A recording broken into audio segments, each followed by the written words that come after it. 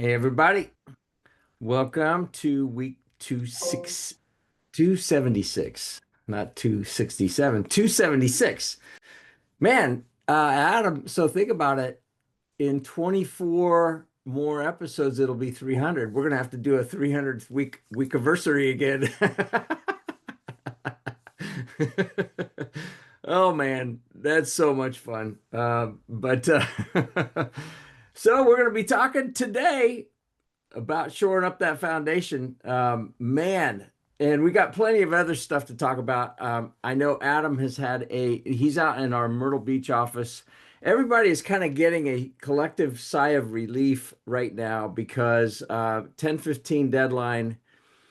And I got to tell you, man, I don't know if Adam's been at this far longer than I have, but I'm not sure I've seen as much procrastination on some people getting us stuff as I have this year. It's like, what is up? So anyway, our team is recovering as they should be, and we are in our remote offices today because the podcast room is under demo and reconstruction because there's a curved glass corner that the architects redline, they're awesome, and on block, they're awesome. The construction team, they wanted it perfect, like perfect, perfect. Nobody else would know. I was like, as picky as I am, it was still really good. But they want it perfect, so they've got a 4-day demo that they've begun today. So we're out of the office. We're working from our remote offices, and like I said, Adam's up in Myrtle Beach. But we are going to be talking about you know, cracks most owners don't notice until things start to get shifting, and that's not good. How to pressure test your foundation and why set and forget it strategy doesn't work, and what it takes to build something that actually lasts if the ground is moving. And we've seen plenty of moving stuff out there. Just in the 5 plus almost 6 years now that we've been doing these webinars. So feel free to harass us in the chat, ask questions in the Q&A. And if you get those two icons confused, that's okay. We'll still answer. I'll be monitoring. But before we dive into some of this foundation stuff, Adam, and I do want you to talk about some examples where you've seen it done well and where you've seen it not done so well. We both have some examples of that, I think. But talk about what's going on and impacts of what you can see, whether it be another Chinese trade war that seems to be heating up, to government shutdown impacts, et cetera, because some of our clients are being affected by that because some of them work with government entities, et cetera. So give us a thought on some of that. Yeah, the Lucky Jack's going on, so then they don't have to post this on the Shoemaker website. And I'll try to not get harassed too much on the chat. The so just I'll soapbox for a minute. Yeah, it doesn't appear that other than doing some little shenanigans here and there to ensure that the military should be paid, which is great. That like I can't even I like looking at somebody in the eye going through the airport, or thinking about our armed forces members or anybody in government, like having to go without a paycheck, uh, like sucks. Like all political rhetoric aside, like I wouldn't want to go without a paycheck. Yeah, I'll try to lean forward a little bit. My webcam isn't Yeah, working. there you go. Is that a little bit Yeah, better? yeah, Yeah, that's better. let's see more of me, Gary. um, you know, Yeah.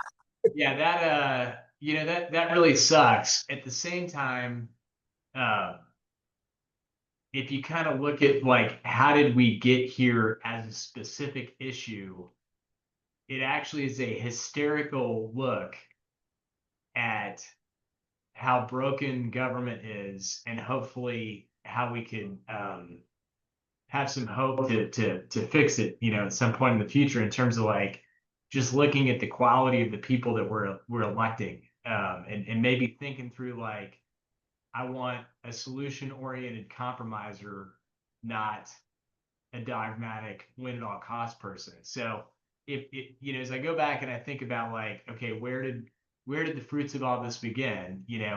It was a distant past called, um, in my opinion, because things weren't super great beforehand, but where they really got off the rails was, a Kentucky senator, who normally seems pretty rational, named Mitch McConnell, who said Obama will be a one person. My goal is to make Obama a one-term president. Um, so Obama wanted one signature thing: healthcare reform. But by healthcare reform, what he really meant was, I want to subsidize healthcare for people. So in that process, what began was a, uh, just, you know, partisan partisan divide. I mean, you could argue that the Affordable Care Act really wasn't anything other than just a government. Then I would agree with this statement that it really is just a subsidy to help people afford insurance, and it maybe bent the curve a little bit on the increase in medical care, but not much. Um, and at the same time, you know, there wasn't, Obama's claim was, hey, I copied the Massachusetts plan, which was put in place by a Republican, Mitt Romney. Um, the Republican side would be, you force this down our throat, without a whole lot of consensus.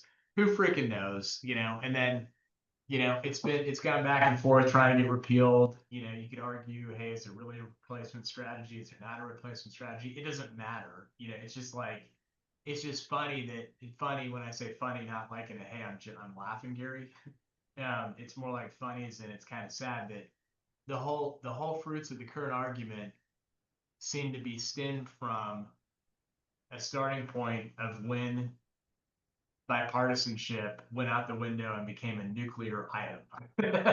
Yeah. Yeah, you could argue, was there something that happened before Mitch McConnell? I don't freaking know, but as I said, it seems like a pox on both our houses. That seems to be, the starting point around it, which doesn't change the fact that, as you get to this issue, um, healthcare costs will go up, if nothing is done for a lot of people. One could make the argument that, well, they were going to go up anyway had Biden not put something into a pandemic, um, relief bill that was otherwise set to expire. In other words, you had years to fix this problem, and you didn't fix it, Democrats, Yeah. when you had control of Congress. And, at the same time, the Democrat side is, well, you tried to repeal it 70 times. Why would we believe that you negotiate in good faith? It's all a bunch of ridiculousness. Overall, Gary. And the irony is that, the one guy who actually has something to say about all of this that I really agree with, but he's not actually saying anything about it right now, is RFK Jr. In the sense Yeah. of, the underlying systemic cause of, most increased healthcare costs that we experience are associated with end of life care. Why is end of life care so expensive? Look at the difference between an old person that took care of themselves and an old person that didn't. That's all you got to see. And if you look at the old Yep. person that didn't take care of themselves, what did they not do? Diet and exercise. Yep. So like, Oh, we lost you. We lost you. he's just not saying anything about it in this particular instance, because there are a lot of, people who don't take care of themselves. And, when you get into regulating what Gary can eat, then suddenly it's like, well, are we in a, how dare you tell me that I can't eat my McDonald's? you know, but at the same time, Gary doesn't pay a tax for eating McDonald's. Man, we're losing your audio, Adam. It's like we're completely dropping you off at times. not good. We got the majority of what you were Okay. saying. Yeah. Let me. Yeah. Anywho. Um. I think we need to up our bandwidth at our Myrtle Beach office. Stay tuned, people. But what I heard you saying was RFK Jr. kind of got it right, meaning, hey, it's inputs of what are we doing and how are we taking care of ourselves because we're going to spend a whole lot more money um, taking care of people that haven't taken care of themselves and just slam down junk food and not exercised. And it's so true. Um, let's see, what does Papa Joe say here? I think we should be able to have the level of health care that other major countries provide right now. Provide. Right now, we have those that have money paying for everybody that doesn't. Yeah, the Affordable Care Act, when it was named that, and when it came out, and I started seeing what my premiums were going to be, it became very unaffordable. There we go. I got you back, Adam. So I agree with that, Joe. Yeah, can you hear me better now, Gary? Yeah. Okay. I'm gonna walk around and try to get a little bit better signal. So I apologize about this. I thought the tech was gonna work and it's not working. So Yeah, we first need time on a Zoom meeting. no, it's not 276. Oh man. Yeah. Um, Do yeah, that's what we got to do. You were actually not too bad where you were. Um, yeah, thanks, Will, for carrying on here, man. Yeah. We appreciate it. You're the There we best. go. Now I got stuck in the conference room with the Dunkin' Donuts, at the same time that I'm trying to Oh, go. dude, Yeah, T speaking of healthy and making sure that I'm and not, RFK creating Jr. and RFK I Jr. and remember, trying to you know, take responsibility for my own health, that's what I'm walking into here. Yeah. If you can see the Dunkin' well, Donut. Yeah. yeah. Um, it's all about fortitude, Adam. Do not succumb to that temptation. Focus on the greater goal. Hey, that actually ties into what we're talking about because, Yeah. uh, short-term pleasures versus long-term goals sometimes get into conflict with one another, right? Yeah, no, totally. You ready to dive into the topic? Yeah, man. Let's dive in, baby. All right. So, we're kind of as we're approaching the end of the year, there's economic uncertainty that's out there. We're kind of sticking with the theme of like, well, hey, what can you do about that? What are the things that are in your control versus what are the things that are not in control. I will say that the escalation with China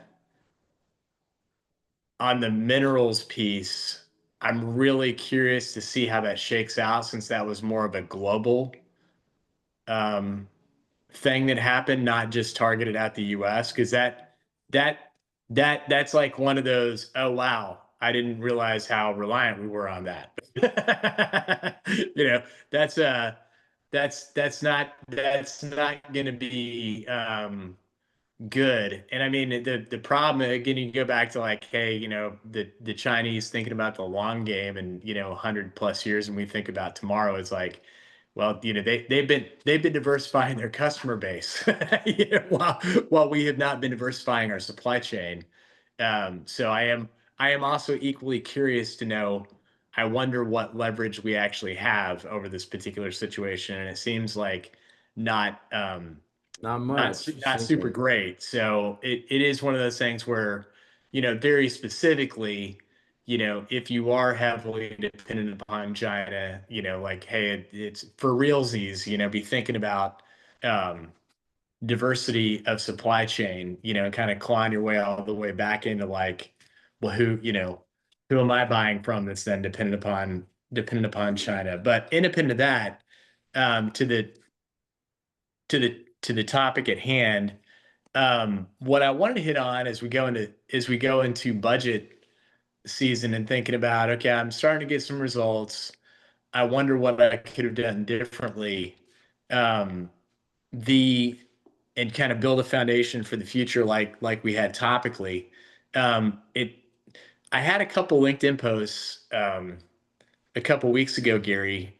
One of them was, and I'm very proud of him, but my son got his private pilot's license. So I posted on LinkedIn and postulated, hey, maybe since I'm paying for his flight instruction anyway, what if and I can't actually pay him to fly me, by the way, for the FAA members listening in on this.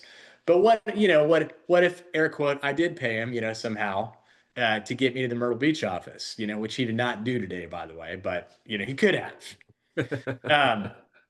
That post went viral, which is great. Happy to do it. In the same week, I posted smugly what I felt like was the single best piece of advice that I could give on how to forecast for your business. And like it maybe got like 50 reads. So Yeah. that's Yeah. that's what we're going to talk about today. Good. Yeah.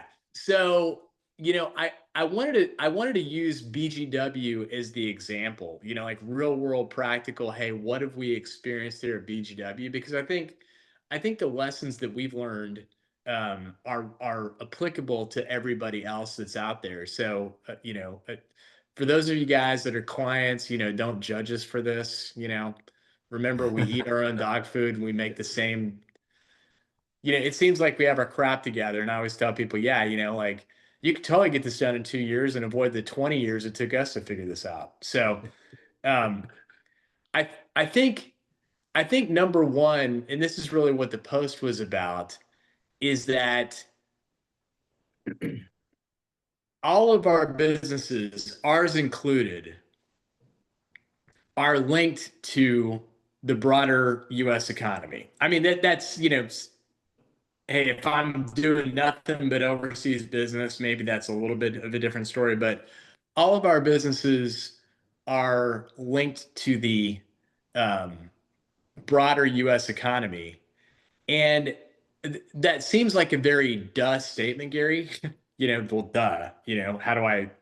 Great, thanks, Crespin. For telling me that that's something that I already knew. The problem that you don't really know as a business owner is, well, how much am I linked to the US economy? So the thing is, though, you can actually figure that out by going back and looking at what did my business do when there were changes in the broader economy. So I will tell you exactly what happens to BGW when there are changes in the broader US GDP, which is our primary economic index. So I did a statistical, again, for the wonks in the room, I did a statistical analysis of, well, ChatGPT did the analysis for me, Gary, of, you know, our growth and our revenue relative to the gross domestic product of the US. And what I found for the wonks in the room, kind of what you're looking for with statistics is what's the correlation? Like how strong is the correlation? Like in other words, is this a carrots cause cancer thing because 100% of 100% of cancer people ate carrots, or is this like, hey, there's really a linkage? And in our particular business, the correlation is 75%. So that's pretty good, you know. And what the correlation tells us in the BGW example is that whatever happens in the US economy, 3 quarters later, we're going to feel the effect of that at BGW. So if the economy is growing at a higher rate, so if it grew like, 2% in quarter 2 of 2025 and it grew at 1.5% in quarter 2 of 2024. So the rate of so it's actually getting better, it got better by a 0.5%. We're going to be better 3 quarters later. um, if on the other hand, same scenario, just reverse it, the economy grew by 1.5% in second quarter of 2025, and then it grew by 2% in 2024. Both quarters grew. It's just that the second quarter grew less. So your growth is slowing at that point. So in the first example, we had, hey, we're growing faster than the prior quarter. In the second example, we're growing slower in the prior quarter. So how is that useful information? Well, when Gary tells me, dude, we're gonna have the best year ever. You just watch, Captain. Here's what's gonna happen. It's gonna be the best year that we ever had. You know, I can read the tea leaves and say, do I really want to bet the farm on that? In terms of who we hire and how we spend money. So let's say that the economic indicator is for slower growth, because that's what really happens. Like, hey, Gary tells me it's going to be great. Broader economic indicators are, hey, maybe not so good. What should I really do as a business owner with that information? This is where it gets to test number 2, which Gary will totally appreciate. I may still decide that I want to go with Gary's optimism. You guys all know Gary. He's a pretty optimistic guy. I may decide that I still want to go with his optimism, but I'm going to have to ask him the following question. What are we going to do differently? Mm-hmm. Right? Meaning, what are we going to do differently? Because the headwind is we're going to have less growth. You're telling me we're going to have more growth. And unless you can tell me something that I can put my finger on that's going to make me feel better about the fact that you're going to be able to bend the curve, relative to past, that's interesting, Gary. I love your positivity. We're not going with your forecast. you know Not, and that isn't like smoke and mirrors, hoo ha ha. I just, I got a feeling, man. My gut's never, it's like literally like, are we hiring another salesperson? Are we going into new territory? Did we add a product into the mix? Yeah. What competitors going out of business? Like what's the thing that we're going to do organizationally that's actually going to bend the curve to change the trend? What I'll tell you is, again, if you just use BGW as the example, it's very traceable. Like, in other words, you can always see where we bent the curve a little bit, but all we did is like, hey, if GDP was increasing and the correlation was like GDP grows by 2%, we grow, 12%. All we did with our curve ending is that 10%, 12% became 14%. Like it wasn't ever like 2x. It was just like, hey, that we followed the curve still, but it was just a little bit better than it was in preceding years. So same thing, if I was slowing, Gary's behavior change means that I'll still grow, but maybe I'll not slow down quite as much as I have in the past. It's just you can't ignore the data or bet the farm on the data. So that's just key observation. Key lesson number 1 is, how do I build the foundation point? A lot of it starts with, hey, let me have a really good plan, in the first place. So I will stop there for a moment, and see if we have any questions or Gary's reaction to Well, that observation. before we get into my reactions to that observation, is Robert Mayetta did ask, "Hey, is it true that the rare earth mineral block will prevent microchips from being sent from Taiwan if they're made with China materials or minerals or I Chinese minerals?" I haven't gotten into that far into the weeds, Robert, but I think that's the working theory is that they're trying to shut off access to indirect purchases. Yeah, I put that in Chat GPT. And it says it depends on what exactly you mean by rare earth mineral block and the structure of the supply chain. But in general, no, a ban or restriction on rare earth minerals from China would not automatically prevent microchips being made in Taiwan, but using Chinese sourced minerals from being shipped, though it could induce complications, delays, and economic coercion. So that's what ChatGPT says. Yeah. Yay, chat. Okay. But yeah, back to your question, Adam. We've seen this a lot, right? Sales guy gets all fired up, optimistic. It's going to be great. It's going to be great. And everybody is like, okay. But yeah, we need Joe. He says, could we go with subtitles like foreign films? We're still having a little bit of audio issue with you, Adam, but it's not as bad. Um, Yeah. Uh, but he does say, hopefully, one of the lessons that people have learned from this year is that if one of your primary suppliers relies on China, you need to make a long-term plan to change your business model. Well, I can say for a fact,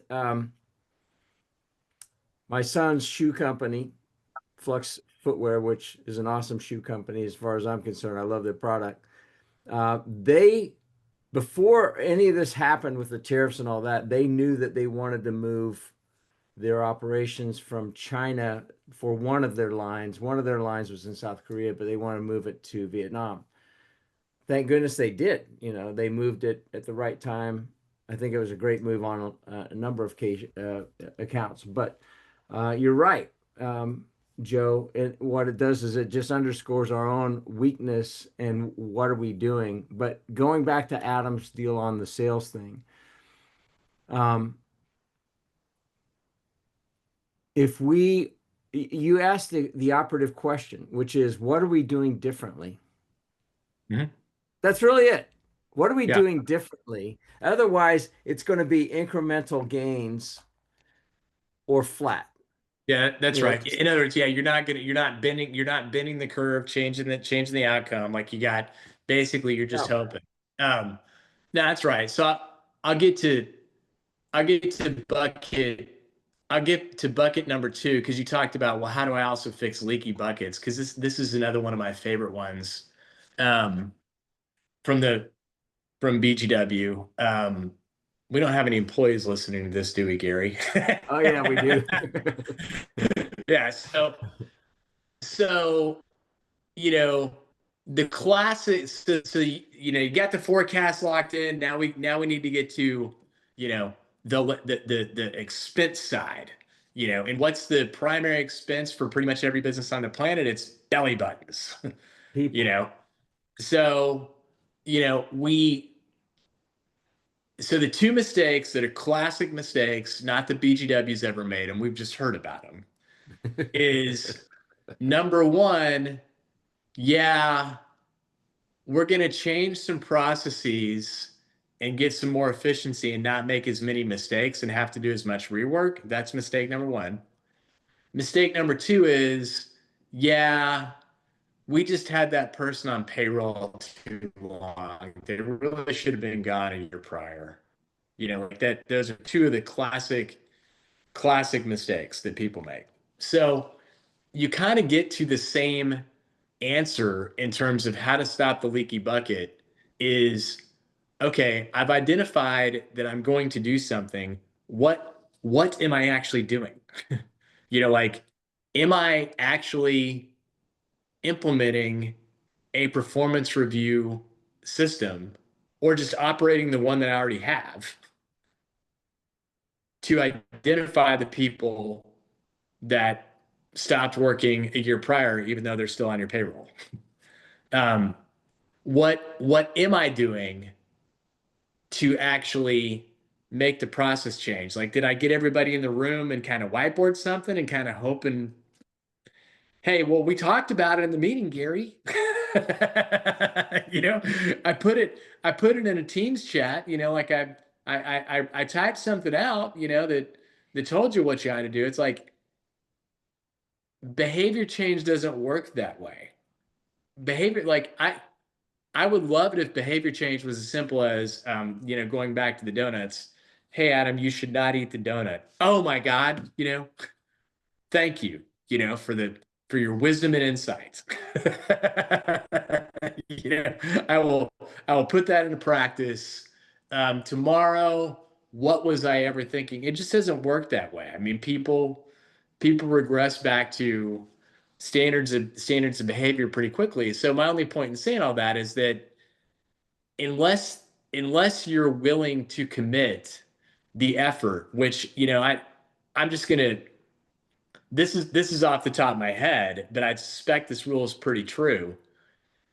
We live in a world of hours at BGW. So if I want 1,000 hours of efficiency gain, it's probably going to cost me 100 hours of work to get it in terms of training, Yeah.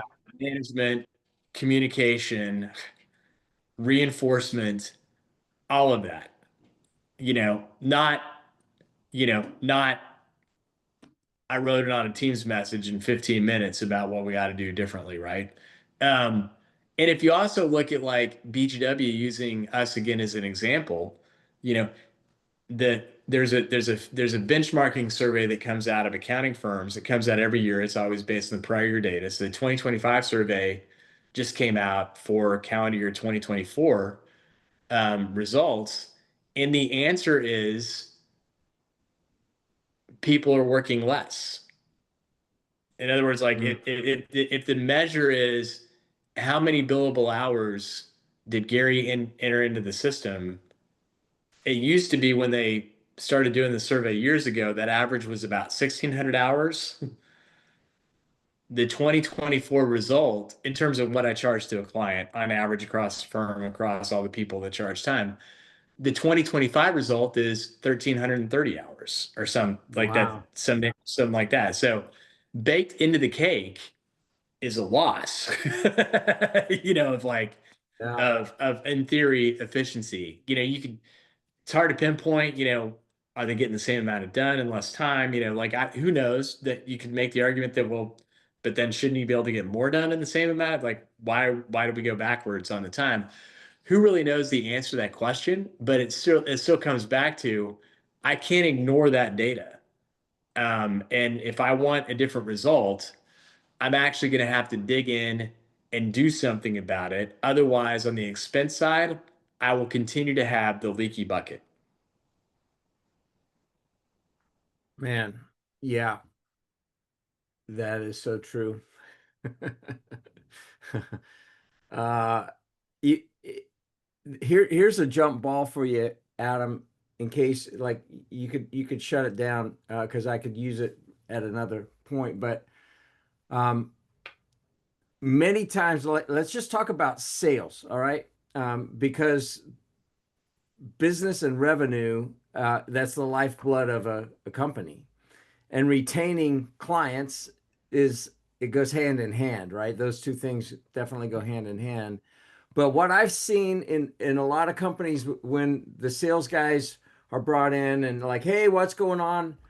Um, well, they go through their pipeline report and it's all about, well, I think this is looking pretty good and I think this is going to likely land and it just goes on and it's like your eyes want to bleed because it's just like ah. But they're always measuring lagging indicators, sales Mhm. and hope. Oh, I hope, but that's all they're measuring. And when I came into BGW almost 6.5 years ago, um, they were using Sandler. We didn't own the Sandler franchise at that point, but we had a thing called CARE. It was a KARE app, and it was measuring sales activity, not just the sales. It was just measuring sales activity. What are you doing? Hey, are you meeting with your people? Oh, hey, if you're meeting with your clients, here's the secret to any CPAs out there. That's a very good retention tool, but most of them don't, which is why we win business. And if we lose business, it's because of that a lot of times. Did you meet with people? But what we did is like we were measuring and tracking the activities that we were putting into this thing. We were like, wow, this was really amazing. Then during COVID, Sandler shut it down. I don't know why. Don't know. But we recently asked Jim Dunn, hey, go back to those guys and ask them if we could use their app. Could we license it? Could we buy it? You know, whatever. Nope, not available. Oh man, what are we going to do? So we're like, we want to go back to that. We aren't making any of our accountants go be salespeople. We don't even want them to have to do that. It's just like, are you taking care of your clients and are you having the right conversations, et cetera? And there are some people in our firm that actually enjoy that and some that don't. The ones that enjoy it are in those positions where they actually thrive in those kind of positions. But what we want to do is we want to start doing this activity tracker. Well, I went into, the mode of looking at how much would this cost to build an app?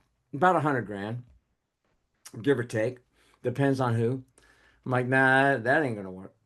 So thank you to Chad Jenkins and Tom Labont, who have been on this program on our making AI work. And I think we're going to have to do a third one or more on that because it keeps advancing and it keeps moving so fast. But bottom line is I was able to build this app and it's fully functioning. I could show you if you want to see it.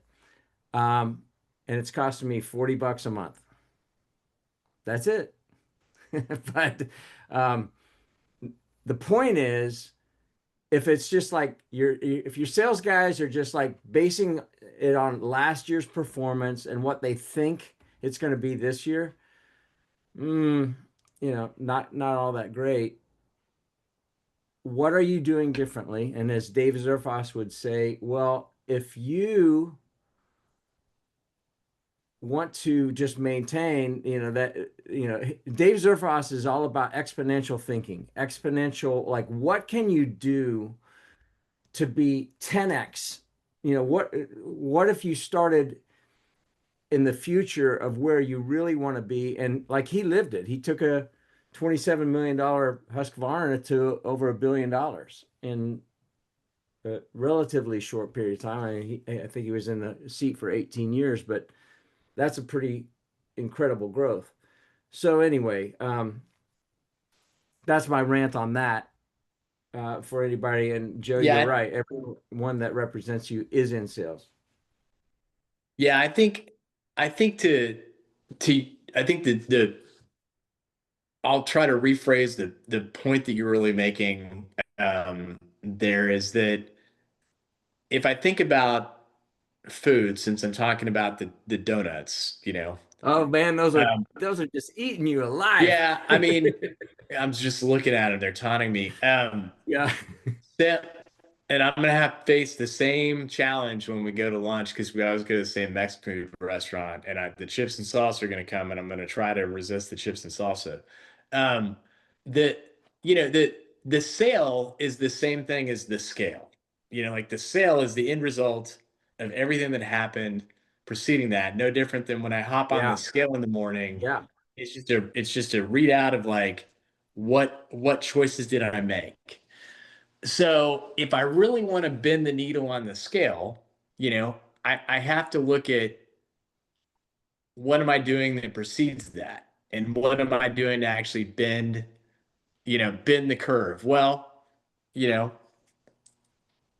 I could exercise a whole lot more, but that doesn't produce a result if my diet still sucks. So there's plenty of information out there that tells you that abs are made in the kitchen.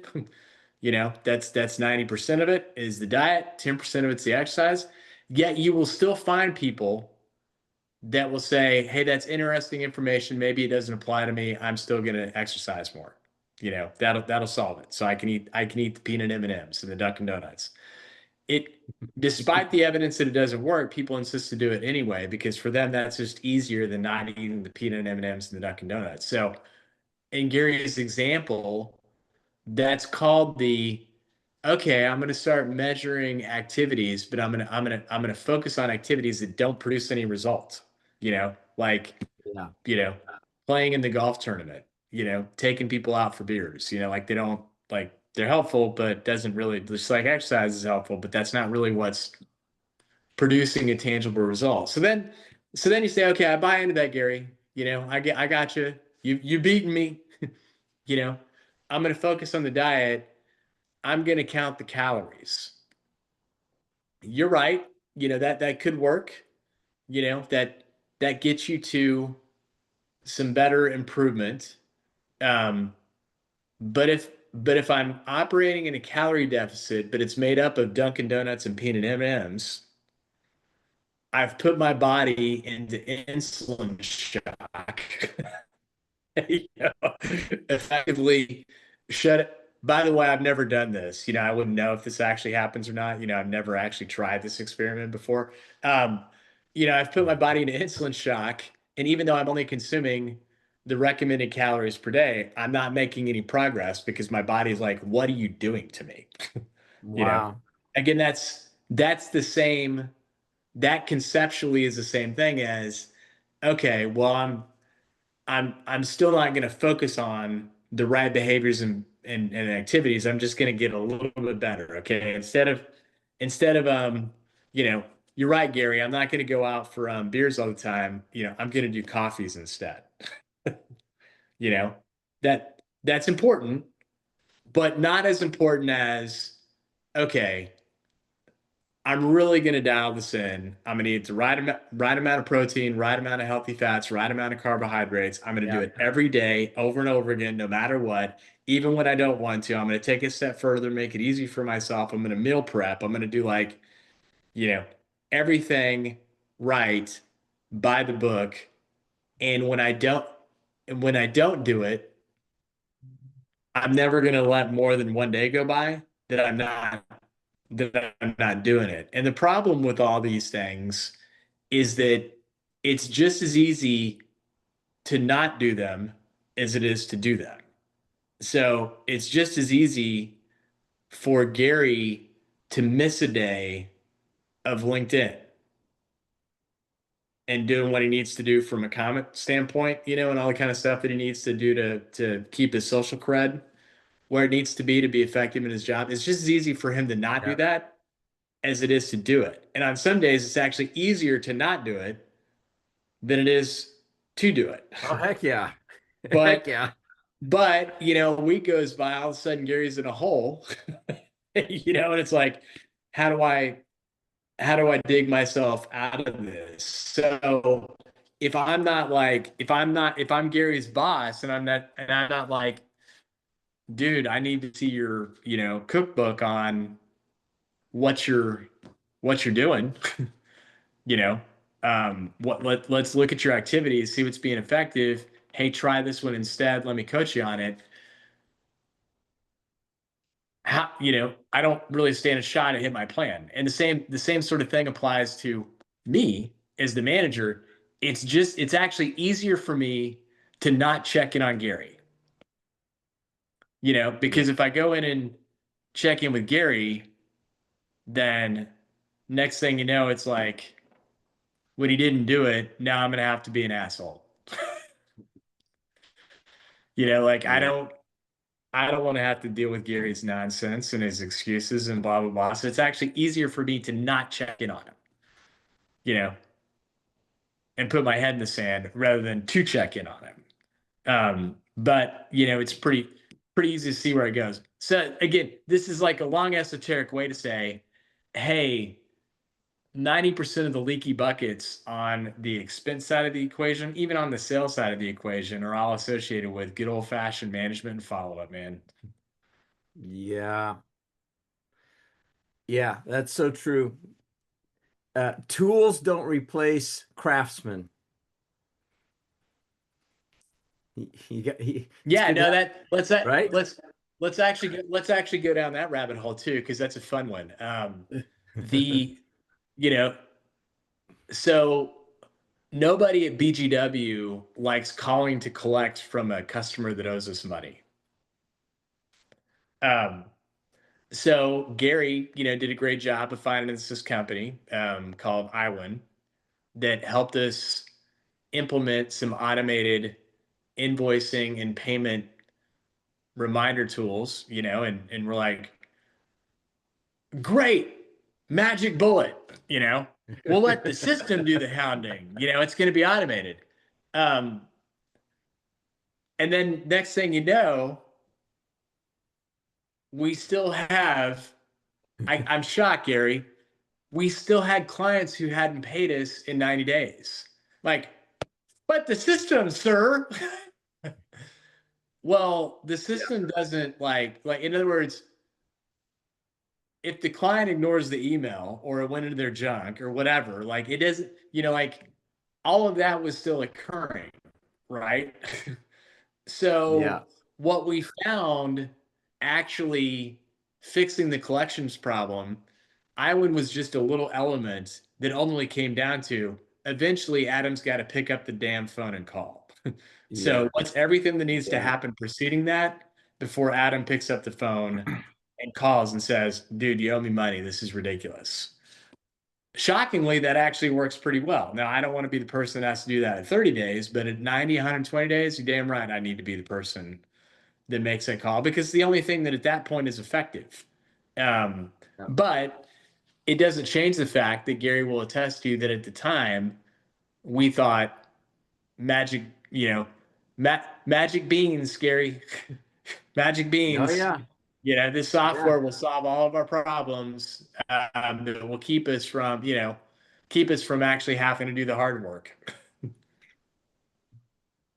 Yeah. I mean, it, it is so simple. A lot of the foundational things are simple, but they are hard. Simple doesn't equal easy, but they are hard. And human behavior, Yeah, and especially depending on the types of humans in your organization, if they're a bunch of introverts that hate conflict and you have to have conversations that sometimes result in conflict, guess what? That's hard to yeah, change. yeah. That's No, I know. hard. It kind of gets back to at the top of the call that ran on healthcare. It's like, yeah, you're right. Solving the healthcare problem in the United States is actually difficult. So let's just throw more money at Right. Yeah. More it. money. And there's more room for Yeah, yeah, malfeasance and all kinds of ne'er-do-well things. yeah. So it's like, so this is, not to sound terrible, but it's like, and so solving our debt problem. So let's just reduce the amount of money going to it by letting people die from not having health insurance. Whatever. Yeah. It's all, these are hard problems. They're not simple problems to solve. That's why we pay these guys a lot of money. Yeah. Yeah. Um, I'm going to hit a couple questions that Robert Mayetta hit in here that we didn't address earlier, but one of the questions was can we blame the going from 1600 hours to 13 whatever on Gen Z? I don't know. Maybe, but I think COVID and the shutdowns and all of that, I think we're still paying for the effects of that, quite frankly, because I think psychologically it really hit a lot of people. And and I've seen two extremes. Adam would be on another extreme where it's like he got really serious about his own mental health, his own physical health. What'd you drop? 67 pounds, almost 70 pounds, Yep. something like that? Yep. Yeah. I mean, so uh, those are the kind of the two extremes that I've seen, not a lot in the middle. It's like, are you diving in and going to fix stuff, or are we going to just like, oh man, it's just really blown my Yeah. mind, and then we just start backing off the gas. So Uh, those are two extremes I've seen. it's actually, so I'll dive deeper into Robert's question because it's really a good one. So, the hours are reducing. It's easy enough to blame generational changes on people because you read about that. It's like, they value the experience and quality of life or whatever. It's like I know, but at the same time, we're talking about 120 hours I'm trying to get back. I'm not talking about 1,000 hours. I'm talking about 120 hours I'm trying to get back. So the other, when you combine that with what this generation also is asking for is more direction and more instructions. Well, that's the hard part for me, Gary. Like in other words, if I say, yeah, I mean, we're going to need you guys to work more hours. If I don't actually explain exactly how to do that, Yeah. which seems to me would be, Gary, it should be intuitive and obvious. It's not to them. I can't really tell you why, but I have to accept that it is what it is. If I explain to them exactly what I need, they're generally pretty good about doing it. And guess what? The explanation that they need is about 10 times what I think that they should need. Hmm. So Yeah. if I'm not willing to belly up and kind of do the work that I need to do as a manager, I'm not going to get the result.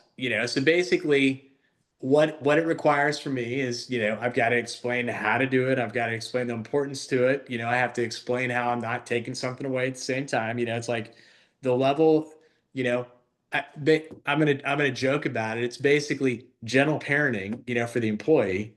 Um, but that but these also aren't my kids, like they're not running out in the middle of the street, getting drunk with their buddies in the basement in high school. Like that's not the level of behavior that we're talking about here. I'm just talking about, hey Gary, I need 100 more billable hours. you know, I Yeah. need to I Right. need to explain why and how to do it. You know, if I don't do that, then I'm not going to get the result. So I don't. I I think I think it's generational to Robert's point, but I think it's because the management generation hasn't actually figured out what works with this generation. No different than, probably, people wondered what wired us, at the time. Yep. Yep. Like I Um, remember, I'm just to give you an example, because my dad was in town recently, and he's a combat Vietnam veteran, and my grandfather was career military in World War II, also in combat, and my my dad has told me that he tried to tell my grandfather about some of the challenges that he faced in Vietnam, with leadership, supply chain, and stuff like that. My grandpa was like, I just can't even relate to and understand that, because that's not what he experienced in his generation. So he kind of shut down a little bit in terms of hearing it. Well, in Vietnam, Vietnam wasn't like World War II. In World War II, you were there until the job was done. In Vietnam, you did 1 year rotations. So when my dad's rotation was up, he joined the Democratic Students Against the War movement,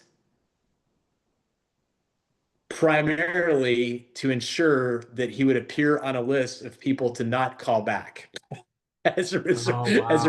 as a reservist, because you still had to be enlisted in the Guard with the threat, even though they didn't really do it, with the threat of being called back into active duty. And I don't blame him; he didn't want to go back.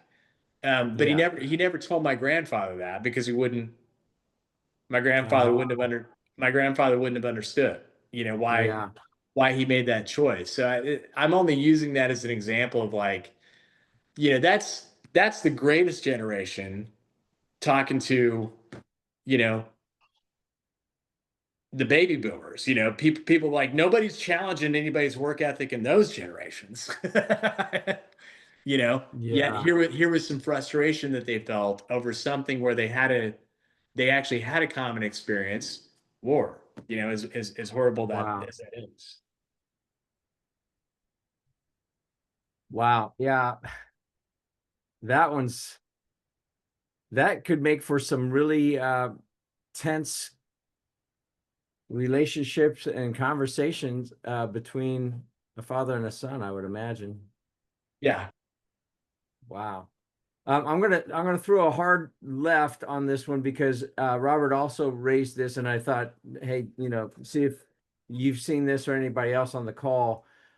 Speaking of AI, has anyone noticed the new QuickBooks Online AI rollout is full of flaws and glitches? It actually makes QB less user-friendly and less accurate. Uh, I have Anybody? not looked at that, Robert, but I'm not surprised. What I've seen on the AI front, just in the bit that I've dabbled in it, um, it keeps accelerating dramatically. And the user prompts really, really, really, really, really matter. How we prompt it. Because the first thing out of the gate is not good. And I think I saw, what was it, a $400 million lawsuit against one of the big four because they were using AI. Um, Oh, that I and it was hadn't seen citing that, but all, that's pretty funny. yeah, but it was like 400 million, and and the AI was hallucinating and creating fake sources and like all kinds of stuff. Yeah, And not good. they got hammered. So Yeah. I think with anything in AI, um, don't necessarily take first thing as gospel and make sure that you're asking it stuff like, well, is there anything that I didn't think of that I should be thinking? Like some of those kind of things really, Yeah. really matters. But I think we will do another making AI work. Like I really want to get Tom um, on here for round two with him. But he said, Gary, I want you guys, Adam and I, and probably another one of our people, probably Liz or somebody, go through. He's got a boot camp on. He's got a company called Simplified AI, but he goes, after you go through that, then I'll come back on. I'm like, okay. And he's not just trying to sell us something. The information that he has given me and the rabbit trail he's taken me down has been quite beneficial, and mind blowing, quite frankly. And maybe on that one, I'll show you guys this app that I've created thanks to him and Replit.ai, or maybe it's replit.com, but Replit. Man, I mean, I've got a full functioning mobile and desktop app. Instead of 100 grand, it was about 8 hours of my time of going back and forth and making sure databases were right and all this and that. Um, it's pretty cool. So anyway, I think we'll do that. Um, Yeah, Joe, you nailed it. You said the depth and breadth of companies using AI is unbelievable, especially startups. Yeah, I think it's just like any other tool. You got to have a craftsman or somebody that's being trained in how to use it properly and know when it's needed and know when to freaking pick up the phone and actually or have a meeting with somebody face to face. That's a differentiator. That's a foundational thing, I think. And then Jerry, oh yeah, here we go. Thank you, Jerry. You're on. So one of our employees. He says in October 2025, Deloitte Australia agreed to refund part of a $439,000 fee. So yeah, I was wrong. Um, uh, to the Australian government after prepared AI tools that was found to have errors. Yeah, yeah. AI isn't replacing anybody yet. It's adding work. There's some truth to that. Thanks, Joseph, for coming in on that one too. Anything else before we sign off and you go avoid all that chips and salsa? So yummy too. No, I'm all good, Gary. Thank you very much. Get the salsa and maybe some just soft tortillas without the chips being deep fat fried. Maybe that's how you can Yeah. compromise. I don't know. Anyway, thank you guys. There you Sorry go. about the audio. I've already raised it to Dan Johnson with our Wiz team to make sure that Tanya, that we improve your bandwidth over there in Myrtle Beach, Tanya. So anyway, you guys have a Yeah. good one. See you around. Bye bye. All right. See you, buddy. All right. Bye.